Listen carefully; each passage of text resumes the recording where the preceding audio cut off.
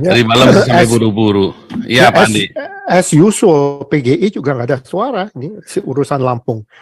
Oh, ada, cuma mengecam saja. Ya ngecam saja, nggak ada action. Nggak ada action, nggak ada. Yang ada action ya kita maki-maki. Pendeta, isinya pendeta gila itu sekolah Alkitab di mana ya lu? Urusan begini. Itu juga pastor ditembuskan ya, PGI segala macam pastor ya.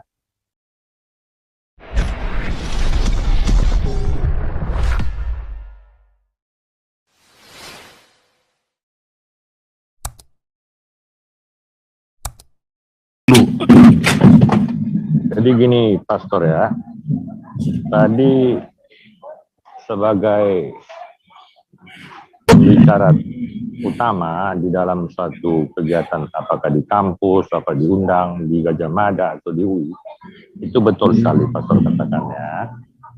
Artinya dalam undang-undang itu itulah counter atau sparring partner daripada undang-undang. Itu yang terjadi di negara kita. Makanya partai politik itu memakai isu-isu begitu. Celah apa kepentingan kelompok pribadi orang, ya kan? Itu yang dipakai. Jadi menurut saya, maaf ya, direktur kita nggak ada pula. Tapi ada Ibu Lisa Lisoy. Kita harus action plan bersurat. Saya mungkin yang kelima kali katakan, bersurat itu jangan tanggung-tanggung. Tembusan ketua DPRD, DPR, ombudsman, ya kan, Menko Polkam, Presiden, sampai ke Amnesty International tentang HAM. Ini kita konteksnya HAM saja. Harus segera. Benar yang katakan Andi itu ya. Kita bukan hanya berwacana. Malam ini kita catat sebagai notulen, sebagai PR untuk di sekretariat kita, katanya di Kalibata ya. Saya juga mau merapat ke kantor itu. Saya ada bawa itu orang pejabat pemberantas penyelundupan sarjana hukum untuk membuat surat. Saya mau gaji dia itu duduk di situ diam, ya kan, supaya dia kerja di Kalibata katanya, sekretariat Galarua. Jadi bendera Galarua itu kita bersurat. Jadi beracara ini, percaya dah saya, kalau kita udah lakukan surat itu juga Pak ya, misalnya tembusan itu nanti ditambahkan referensi pernah kita buat surat ini, surat itu sebagai PR. Karena kalau bersurat itu sekali, 2 kali, 3 kali nggak ada respon, itu kita harus tegur, ya kan? Kita petunkan. Percis seperti kasusnya di Sangir kemarin, itu dipetunkan aja, diuji, ya kan? Kenapa ini tidak ditindaklanjutin? Kalau versi saya, menurut saya, jadi kita tuh nggak bisa menunggu orang lain.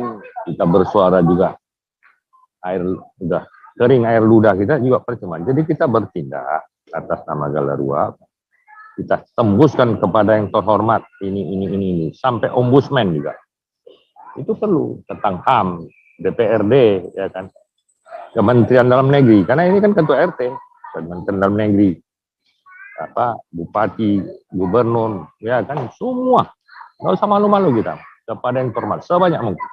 Sampai DPR, Komisi 1, Komisi 2, Komisi 3. Sehingga kalau kita udah bersurat sekali, 2 kali, 10 kali tidak ada respon, baru kita datangin, gebrak meja kita. Karena gini, dalam apa namanya, saya panjang istilahnya, alat kelengkapan Dewan, Sekretaris Sekjen DPR RI, itu ada itu kita diundang sebagai LSM, ikut hadir rapat, dan kita berhak punya suara, berbicara di forum, sampai ke MKD. MKD itu kan kode etik dari anggota DPR, ya kan, kita akan diundang. Jadi kalau misalnya begini, baru kita bisa beracara. Kalau kita sebagai bersuara di luar ring, mimpilah kita sampai kiamat nggak bakalan didengar itu. Jadi kita udah masuk ring, masuk lingkaran. Kenapa? Kita legal standing kita jelas. Ada hukum HAM, apa segala macam. Kita bersurat sebanyak mungkin yang terhormat kepada yang terhormat. Presiden, Ketua DPR, Komisi 1, 2, 3. Itu kan bidang hukum. Kementerian Dalam Negeri, ya kan ada gubernurnya, bupati, wali kota, camat. Ya, kok camatnya kan kurang ajar itu. Macam-macam. Bohong lagi kan. Si Hombing itu kan sebagai ketuanya kan. Nah, cari kontak personnya siapa, ya kan. Kalau perlu kita undang ke Jakarta dia, kita giring dia kan. Kita buat surat dia kan, bawa surat itu setuju dia, tanda tangan, suruh dia tanda tangan ikut. Kalau nggak mau tanda tangan ya pengecut lah dia. Di data berapa orang yang aktif, kakaknya, KTP-nya, itu sebagai apa? Macam petisi gitu Pak, istilahnya. Daftar yang hadir kan katanya 3 kali. Kok masa rakyat berkumpul aja benar-benar nggak bisa? Ini aspek HAM kan sangat kental sekali hukumnya. Saya rasa sementara itu aja Pak Paul. Nanti akan saya nama yang lain. Demikian. Lanjut. Siapa lagi nih? Ini tim grup Amerika ini kalau udah mau tutup baru pada masuk. Dari malam sampai buru-buru. Iya Pak Andi. As usual, PGI juga nggak ada suara. Ini urusan Lampung. Oh ada, cuman mengecam saja. Ya ngecam saja, nggak ada action. Nggak ada action, nggak ada. Yang ada action ya kita maki-maki. Isinya pendeta gila itu sekolah Alkitab di mana ya lu? Urusan begini. Itu juga Pastor ditembuskan ya, PGI segala macam Pastor ya. Asosiasi mereka di bawah apa itu? GKGG, GKKD itu. Itu harus juga induknya di mana? Tetegor itu buat tembusan. Kalau bagaimana responnya kan? Jadi kita punya komunikasi Pastor dalam bentuk surat menyurat. Demikian. Jadi kalau Pansel Anti Merah dapat kontak ke pendeta di Lampung, kita bisa undang di sini. Jadi dari dari langsung dari dia, jadi kita bisa expose. Itu lebih bagus. Pokoknya kita harus melawan deh, nggak bisa gini-gini terus ini. Harus melawan dong. Harus melawan, nggak bisa gini-gini terus. Udah berapa kali ini? Aduh kacau deh. Ya Budi Tamsir, lanjut Budi Tamsir. Halo, shalom Pastor. Shalom. Kita kan bisa masalah hukum ya. Masalah hukum itu berbeda sama masalah kenyataan politik ya Pak ya. Itu kan menurut proses agitasi. Sebenarnya kalau hukum Indonesia kan mesti hukum itu konsep dari tahun 45 sampai Pak Budi Tamsir belakangnya dihapus dulu, apa suaranya kecilin, berisik sekali, suaranya kecampur itu. Oh iya, maaf. Masih melalui proses agitasi, itu kan proses agitasi menjelang 2024. Yuk udah mau resign itu mesti ada kandidatnya. Yang jadi masalah gini, proses agitasi itu terus menerus berlangsung, suka nggak suka, like or dislike, kita berusaha ini. Kita kan kita tahu lah Pak, anak kita kan 30% loh Pak. 30% berarti kurang lebih 60 juta loh. Dia bisa dikasih nasi bungkus untuk demo-demo kita terus. Itu juga beban, bukan beban demografi lagi. Maksudnya keuntungan kayak di Cina. Kita proses agitasi itu akan melanjutkan kesinambungan kepemimpinan dia. Sekarang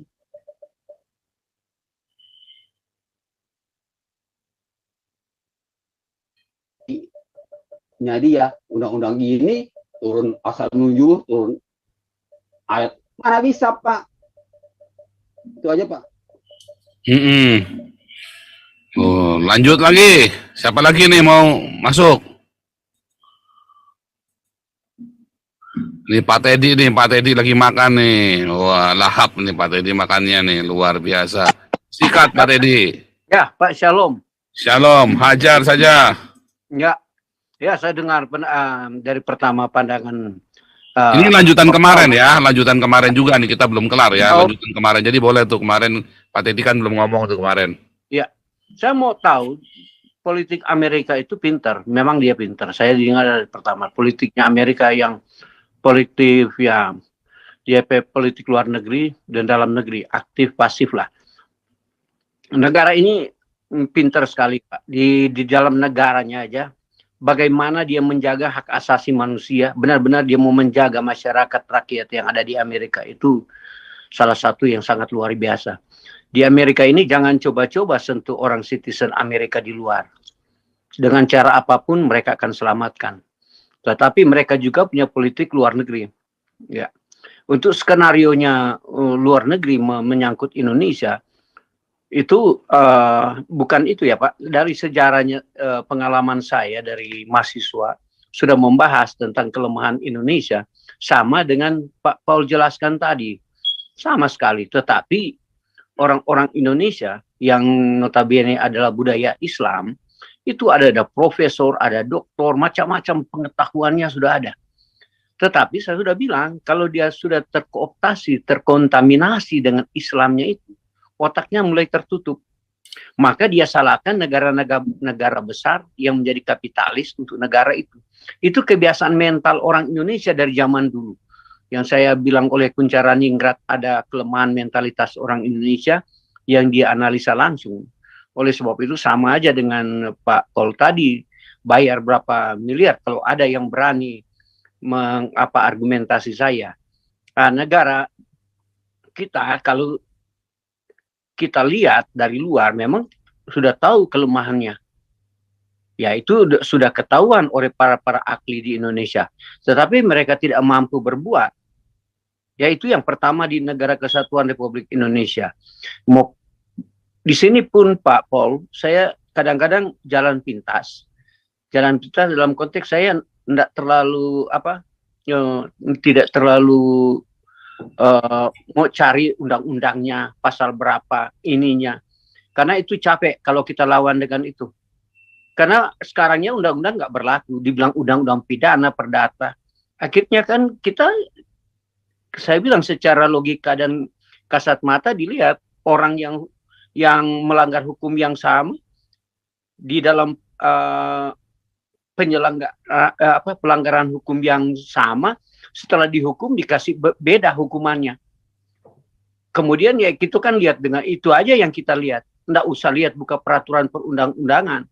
Melalui dari sini pun kalau saya mau diajarkan melalui metode-metode secara sistematis untuk mencari standarnya ini hukum apa, perdata pidana dan saya kadang-kadang sudah nggak sampai ke situ pemikiran saya.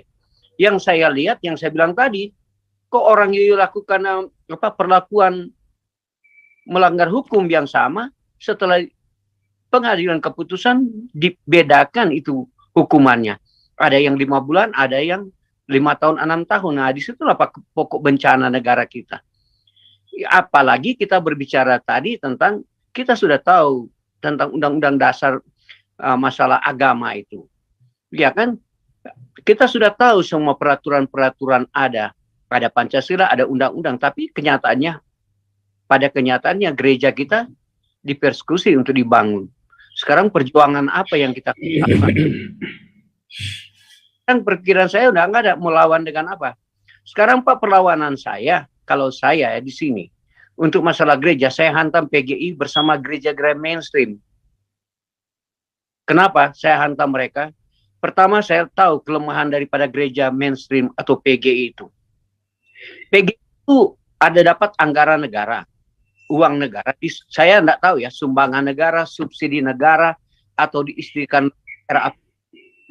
untuk gereja. Untuk PGI, lembaga terbesar. Tetapi si Gultom itu tidak pernah mempertanggungjawabkan uang itu kepada jemaat, kepada gereja-gereja lain.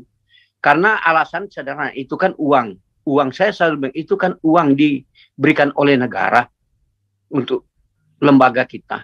Kecuali itu uang persembahan, saya boleh pertanggungjawabkan kepada jemaat. Oleh sebab itu saya tegur Pak Gultom. Janganlah jadi, dalam hal ini, janganlah jadi sarang penyamun, sarang pencitraan ini PGI. Karena Anda diberikan uang oleh negara, ataupun Pemda daerah setempat, ataupun Departemen Agama, Anda tidak empati dan simpati melihat orang-orang Kristen yang dipersekusi. Itu yang pertama. Ini kenapa ada kelemahan di Negara Kesatuan Republik Indonesia untuk orang Kristen? Karena orang Kristen di sana yang secara jelas mereka mendapatkan anggaran dari negara, sehingga mereka tidak mampu, tidak berani untuk melawan apa yang terjadi di persekusi negara kita, seperti penutupan gereja dan peraturan hukum. Nah, itu yang kelemahan kita di negara kita. Kelemahan gereja kita. Oleh sebab yang kita hantam mereka. Saya juga tahu ada GPIB. GPIB juga dapat dana dari negara. GKI dapat, semua dapat. Oleh sebab itu gereja-gereja mainstream ini diam, tidak mau bicara. Tidak ada yang secara signifikan ikan melawan pemerintah untuk melihat bahwa jemaat satu tubuh Kristus yang dipersekusi. Itu pemikiran saya. Oleh sebab itu tantangan saya sekarang ini adalah bagaimana kita kerdilkan gereja-gereja besar di Indonesia supaya mata mereka dicelikan. Karena di sana Pak masih kepentingan, saya bilang masih kepentingan klan gerejanya itu. Kalau GPIB ya GPIB lah dia gitu. Kalau GKI GKI lah gitu. Kalau Huria Batak Protestan sama. Mereka akan mempertahankan identitas masing-masing. Tetapi tidak ada masalah kesatuan tubuh Kristus yang mereka harus dobrak di negara kesatuan Republik Indonesia di mana hukum itu yang salah. Yang penyelenggaranya adalah pemerintah. Ya saya nggak suka menyangkut masalah PKS. PKS sudah ketahuan di dalam anggaran dasar anggaran rumah tangganya. Bagaimana dia mau membentuk ini menjadi negara Islam, mengatur negara ini dengan hukum Islam, itu ada di anggaran dasarnya jelas. Tapi kita tidak usah bahas ke situ. Tetapi motivasinya itu udah kelihatan jelas. Motivasinya Islam itu jelas di dalam anggaran dasar anggaran rumah tangga mereka. Tetapi benar juga, saya juga bingung tadi Pastor katakan ada juga partai nasionalisme, tetapi mereka juga tidak mampu bergerak. Memang betul dia partai nasional, tetapi tidak ada satupun partai nasional yang secara gamblang menjelaskan terjadi penyalahgunaan hukum di negara kesatuan Republik Indonesia dengan melihat fenomena-fenomena hukum yang dikenakan kepada orang-orang minoritas. Sampai sekarang nggak pernah saya buka YouTube orang PDI lah, orang Golkar lah yang mau melihat terjadi persekusi negara kesatuan Republik Indonesia. Itu yang saya lihat fenomena sekarang. Kalau sebenarnya jujur mereka bicara kenapa ada pelanggaran hukum seperti ini, ada pelanggaran hukum seperti ini. Ini sampai sekarang nggak ada saya dengar. Mereka hanya melakukan kepentingan-kepentingan politik untuk berkuasa lagi. Tetapi yang pasti Pak, di negara kita, bintang mau jatuh, bulan mau jatuh, negara kita tidak akan maju. Kalau masih dalam paradigma sistem negara kita, masih ada bentrok Islam, nasionalisme, dan lain sebagainya. Kecuali negara itu cuma satu harapan saya. Dia kalau tugas negara, dia adalah tugas negara. Kalau dia mau beragama, silakanlah dia beragama. Artinya kan keduanya itu dipisahkan. Dalam konteks bukan negara kita tidak beragama, negara kita berketuhanan. Tetapi dalam sistem kepemerintahan, lepaslah menggunakan bendera-bendera agama di dalam bentuk apapun. Nah, ini yang framing yang dilakukan oleh menteri-menteri sekarang. Coba perhatikan menteri sekarang, dia selalu membawa agama di dalam konteks-konteks kalau dia pidato. Nah, ini yang jadi kelemahan negara kita. Kalaupun dia seorang pakar hukum dan dia seorang ahli hukum di dalam satu kementerian dia harus bicara hukum-hukum. Nah, agama saya nggak persoalkan. Nah, itu yang jadi pokok di negara kita. Kalau hukum pun mau dipolitisir, ya itu lain, beda. Tapi kalau hukum mau diagamakan, apa arti hukum positif di Indonesia? Ah, kalau clue saya, kalau memang ini negara tidak mendengar apa yang kita harapkan, apa salahnya kalau beberapa suku bangsa kita framing yang istilah bentuk kerajaan boleh berdiri sendiri. Yang dibilang Yong Java, Yong ini minta yang dijelaskan oleh Pasien Tamir, itu di kepala saya mengerti. Tapi kita kan sudah menjadi negara kesatuan Republik Indonesia. Apakah kita lagi mampu memisahkan diri dan bisa dengan alasan yang mereka sampaikan tadi, seperti Pak Pondok sampaikan. Nah, sekarang tinggal perjuangan itu yang kita buat. Kita mau bersurat ke lembaga, mereka nggak akan dengar itu Pak. Kecuali kita bikin konflik. Kalau kita bikin konflik, baru didengar. Contohlah, kalau saya senang, kalau saya pulang, saya bikin konflik di Sulawesi Utara, di Minahasa untuk berdiri negara sendiri. Tapi itu sebagai interest supaya negara perhatian tentang perundang-undang negara.